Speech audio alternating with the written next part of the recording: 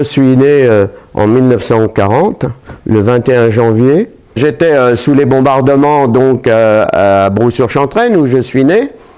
Et il y a eu plusieurs bombardements, dont le plus important qui était le 28 juin 1944. Et ce bombardement-là, ma mère et des cousins qui étaient avec ma mère m'ont emmené dans le fossé à Brou-sur-Chantraine, au niveau du cimetière ancien, où à l'époque il y avait des peupliers tout le long, dans le fossé, et il y avait les champs en face, il n'y avait pas de construction nulle part que le cimetière. Et donc je suis allé avec mes cousins, donc on m'a emmené dans ce fossé, donc on s'est caché dans ce fossé, et le bombardement a eu lieu vers 3h10 du matin. C'est le bombardement le plus important des bombardements qui a touché le triage et la ville de Brou-sur-Chantraine. Donc ce bombardement a eu lieu. Je me souviens que la nuit, couché dans ce fossé-là avec le bruit énorme et la peur, je tremblais de tout mon corps.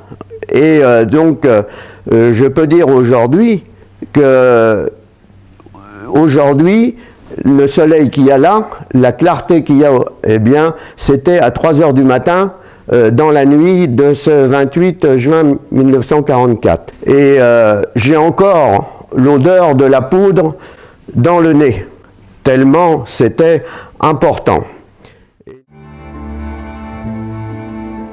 Nous sommes repartis à pied jusqu'au 63 rue des Bois, entre les maisons écroulées et tout, et la maison du 63 rue des Bois, bon, la bombe était tombée dessus, mon petit lit, il n'y avait plus rien, donc nous étions sinistrés.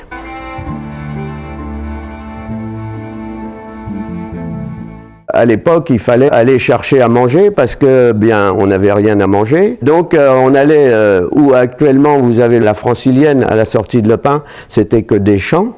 On allait glaner du blé, puisque c'était au mois de juin. Ça nous permettait de refaire du pain. Je me rappelle que mon frère avait cloué un moulin à café avec le blé, on faisait de la farine et on faisait du pain.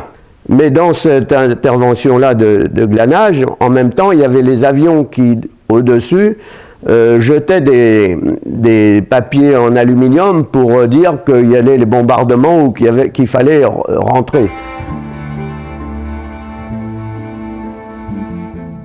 Il y avait les cartes de rationnement, et quand il n'y avait plus de tickets, il n'y avait plus de nourriture.